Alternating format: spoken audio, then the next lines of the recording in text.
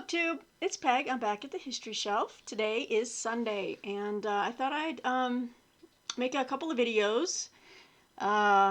It's been a few days, I think, and it's just been a whirlwind of events, obviously. We're all been kind of swept up into it. Thought making a Sunday Reads video might be nice, just kind of, help distract and kind of just show you the things I've been reading. A couple of books I would like to start this week. And just to check in, I hope everyone out there is staying well, is staying informed, staying calm, and just, abiding by the directions that we're getting from the health authorities, to just be responsible and take care, look out for each other and our neighbors, and just kind of keep that distance for right now.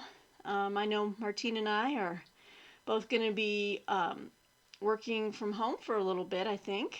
Right, Martine? I think you are. My company is officially working remotely for the next couple of weeks, and so I think we're off to a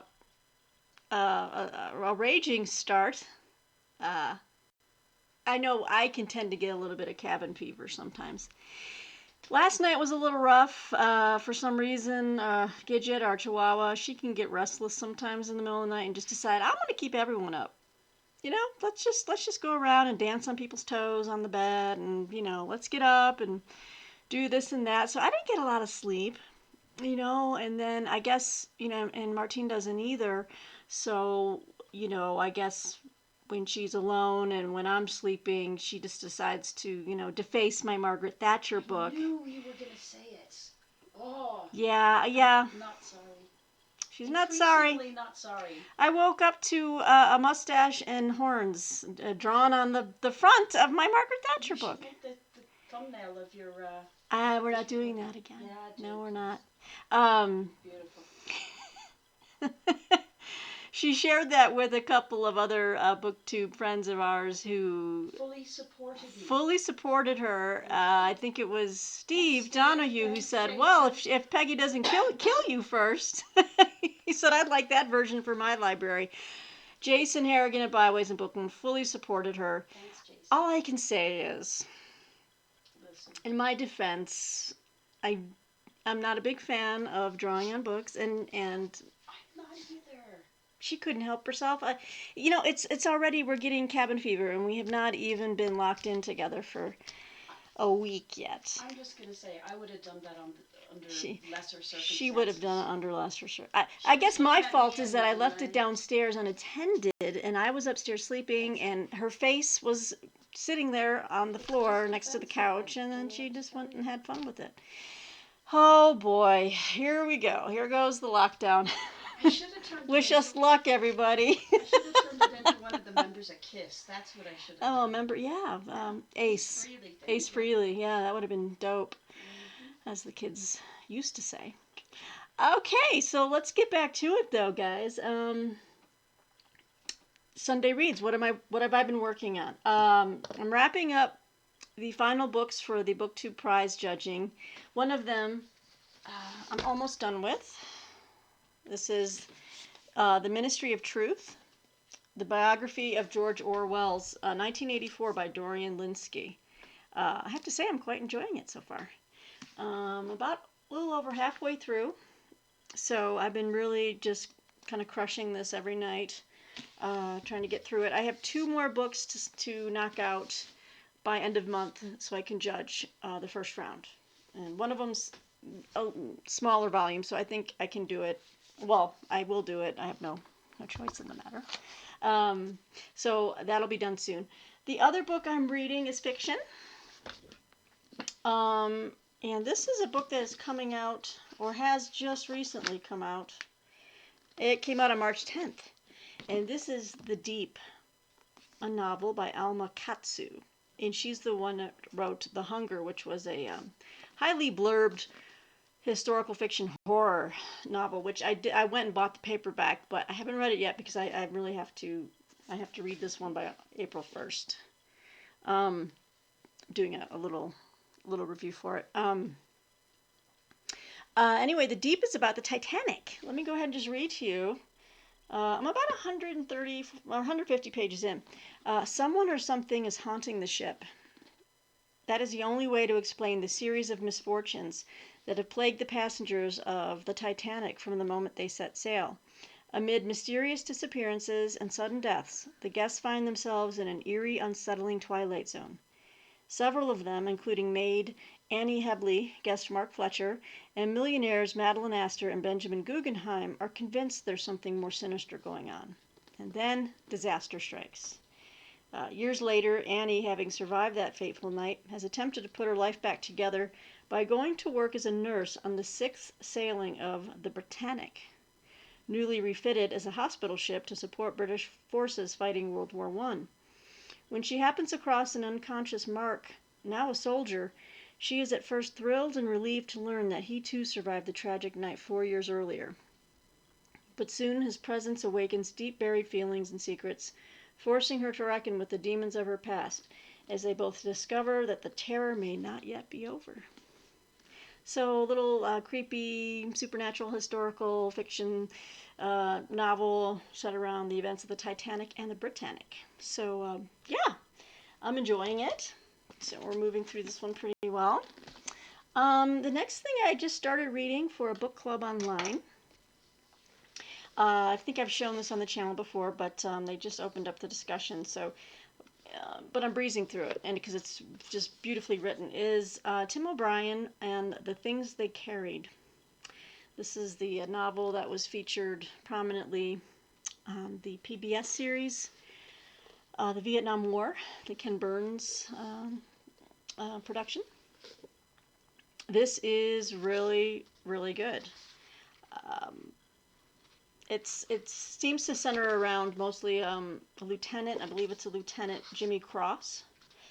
And I'm intrigued on a couple of levels because I had noticed this book was part of a book read that was going on, and they've televised it on book TV.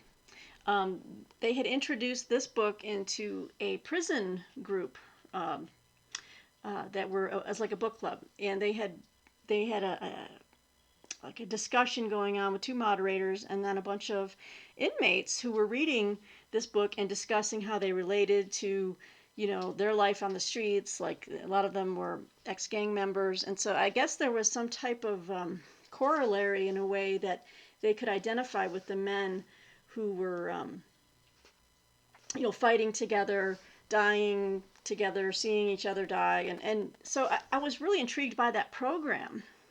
I need to find it. I need to find a link to that because it was a really good discussion that they had. So I was like, I do want to read this book. Plus, it's, Vietnam War, and I am interested in that time period.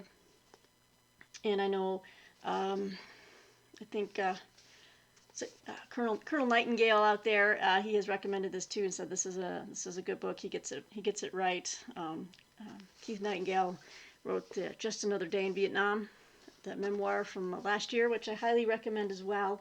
So anyway, this is what I'm reading. These are mostly, I do a lot of my fiction reading at night. That's mostly my nighttime, bedtime reading. So The Things They Carried and The Deep are two books that I'm kind of reading at night. Yes? Do you want to mention Eric Larson?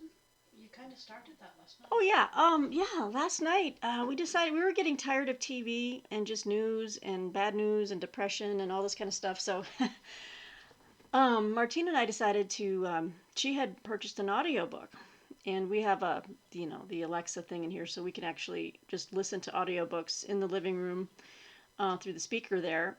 And she had purchased The Splendid and the Vile by Eric Larson. It's about Winston Churchill.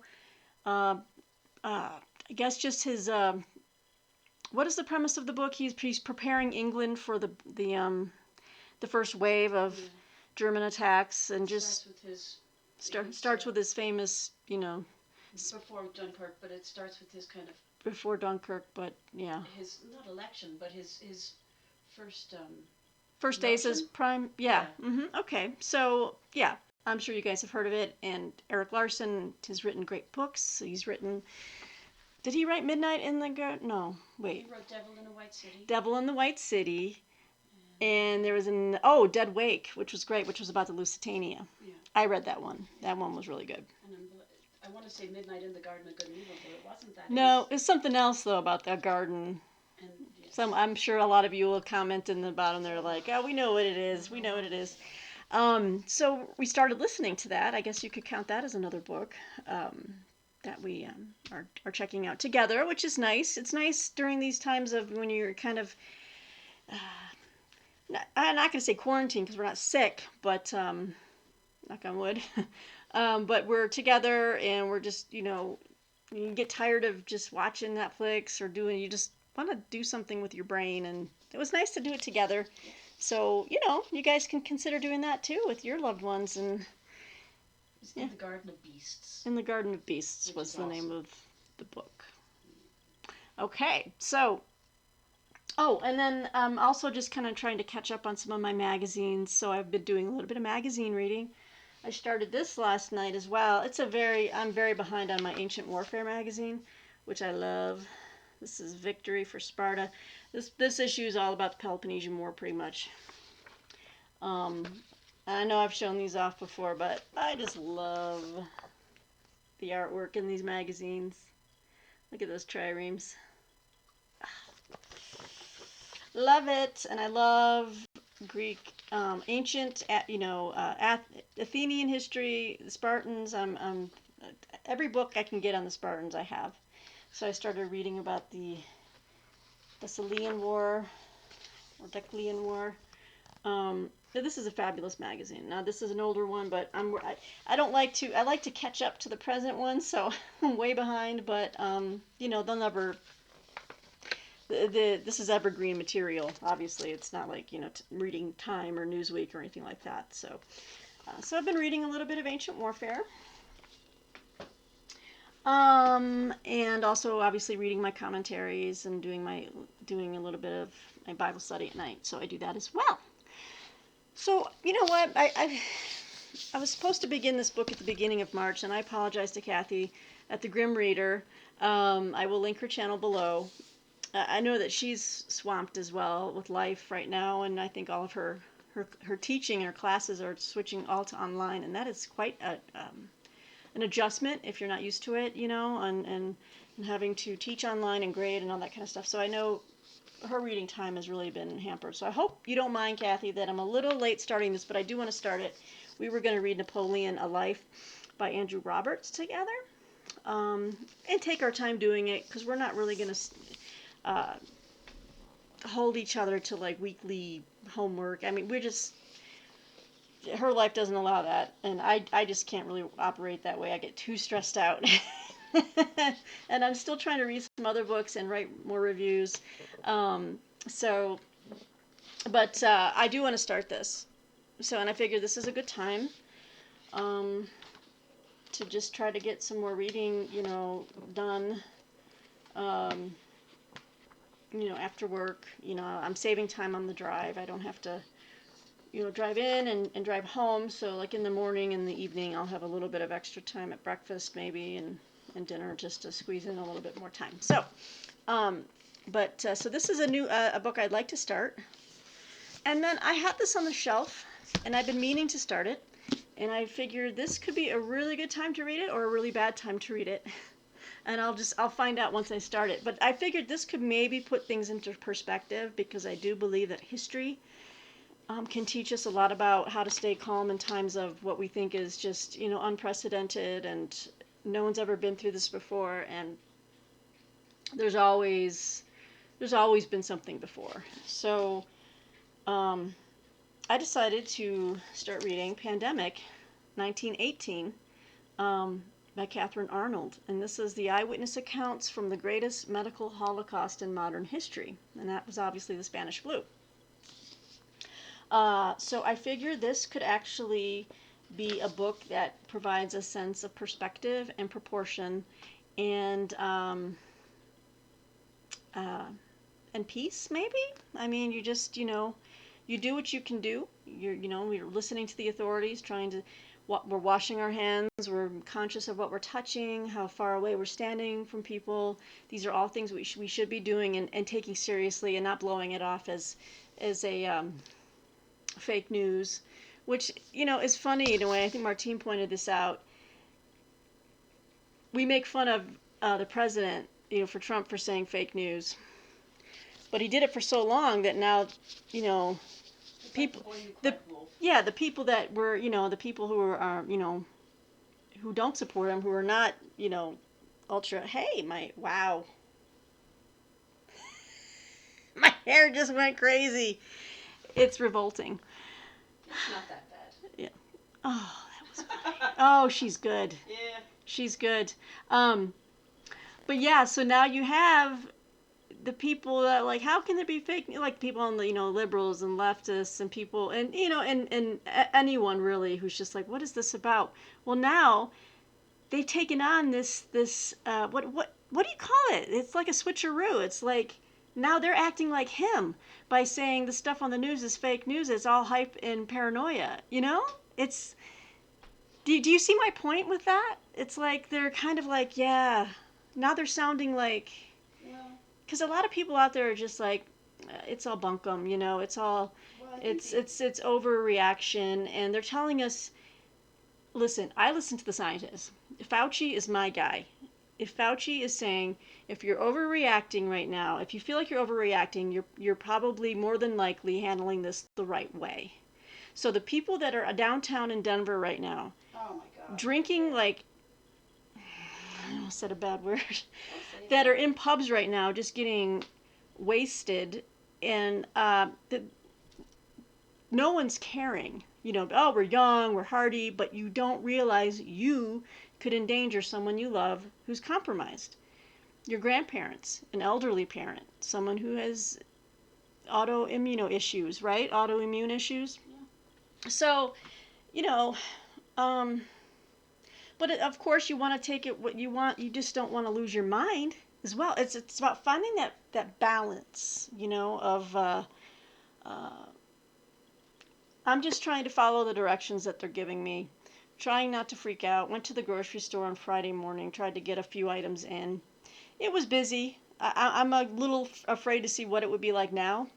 There were no lines outside the building. There was lines inside at the cash registers, but I went to the self-checkout. I was in and out. It didn't take too long, but I think now it's crazy.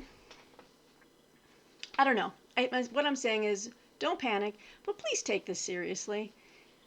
Because when I see people just commenting and on Facebook, it's just really kind of annoying, because it's like, why would all these doctors and health officials be lying to you? Well, it's because over the past 4 or 5 years, we've had people in positions of power call into question the authority and knowledge of people that we shouldn't have blind faith in. Yeah. But there's that healthy medium, right? Yeah. That balance. But fact is fact, science is science. Science is science. And don't be led by politics and partisanship. It's all bullshit. Oh! Sorry. She swore on the channel. You'll notice it wasn't me. Yeah, this is not a time for politics and partisanship. It's a time for people to come together and care about the health of them, not only themselves and their family, but the people around them. Like later, I'm going to go pick up the mail. I'm going to be sensible about it. I might put some gloves on if I got some packages, but just wash my hands afterwards and dispose of the packaging outside in the bin and that kind of stuff. But anyway, you know what's bothering me right now? Thank you. It's my hair. I just fixed it. Okay. Anyway, so that was a little bit of a rant, but I just want to let everyone know, let's just be calm, look out for one another. I think things are going to be okay. We have to see what happens in the days ahead. But I think the crux of what is being said is we have to do our best to help flatten the curve. That's it right there. Flatten that curve, because it will spike when the tests come in. But I think if we are not like these idiots downtown drinking in every pub, less than 2 feet away or more or less than from other people, then, I think we could get ahead. But we all have to do our part. I think that's what I'm trying to say, is we have to do our part to make this work. And so What would Winston Churchill. Well, Winston What? Churchill would drink, so that's probably not a good thing. But he would drink at home. He would Winston drink at Churchill would home. drink at home with a cigar while he's dictating his next history book. Or, well, yeah, but also Yeah. about doing his part and you know. And doing your part, yeah, yeah. So, you know, let's be like good, I was going to say a good Englishman, but I'm not going to say that. Oh, Winston. Around Martine. Let's be good global citizens of the world. Maybe I should run for office. No. Huh? Huh? Huh? Well, anyway, guys, so that's a 20-minute video on what I'm reading and hope to read with these two other books right here, Napoleon and The Pandemic. Let me know if you guys have read this Pandemic book. Should be a pretty quick read. And then the big Napoleon, Andrew Roberts, which will not be a quick read, but I'm going to start tackling it. Okay, so I'm going to make another video. I have new history arrivals, so I figure, hey, this is a time where I know I'm hitting up YouTube and BookTube even more at night for distraction and bookish thoughts and recommendations, and all of you are making wonderful content. Love your stuff. Keep it coming. Let's try to keep each other going and just try to be positive and I don't know, just try to distract as much as we can and keep the love of reading alive and learning. And I guess that's all. I know I don't mean to be a little I'm not trying to preach or anything. I just No, I'm kidding. oh, she gets me every time. It's gonna be a long lockdown, folks. Yeah, the dogs are already You- looking for ways out. They're like, where are the Rockies? Where? We were joking the other night that I could be getting so claustrophobic and cabin fever that you guys might see a video from me at 3 a.m. where I come down in my bathrobe, turn on the camera light, and I'm like, what's up, BookTube? What are you guys doing? What are you guys eating out there? What are you watching? I'll just be so, like, out of my mind, like, I like to get out and, you know, go places sometimes, and I just, you know, not that Martine doesn't either, but she's been sick for so long, it's almost been like the new normal, but we're trying to, she's feeling better, just so anyone wants to know, right? You're feeling better? I got my lung function test. Oh my God, so she had a lung function test when she went in 2 weeks ago because she was getting so bad with the coughing at night. I was worried. I was like, okay, let's go see what's happening. So she was diagnosed with, you know, she was still getting over bronchitis, but she was diagnosed with asthma. And they did a lung function test to see what age, Yeah. from the function test, like what age her lungs would equate to with how they were functioning. It came back, she had at that time lungs of a 79-year-old. But it's not the coronavirus. But it's not the coronavirus, but that's how bad and just the wear and tear from the last 3 months of her coughing and having bronchitis. She had, it's like 79-year-old lungs. Oh, hell no. Like, you cannot get this. You cannot get COVID because we got to get your lungs stable. You can't get complacent, even if you're young and everything. Yeah. You don't want this. So. Yeah, even if you're young, you don't want this. Part of me is really almost convinced that I don't know how I would have had it.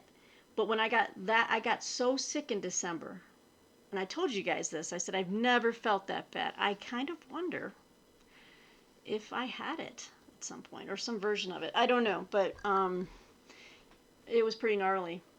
So I can't imagine having anything worse than that. But, I mean, struggling to breathe, obviously, is going to be horrible. So my thoughts and prayers go out to all of you who are not feeling well, or you're getting tested, or I just pray that everything comes out all right. I just, you know, depending on what you believe in or don't believe in, just put out good thoughts, good prayers. Let's just pray for health and safety and kindness to one another during this time, you know. Just kindness in the stores. Let's not, you know, I don't know. So far, I mean, I saw just wonderful people in the grocery store when I went in on Friday.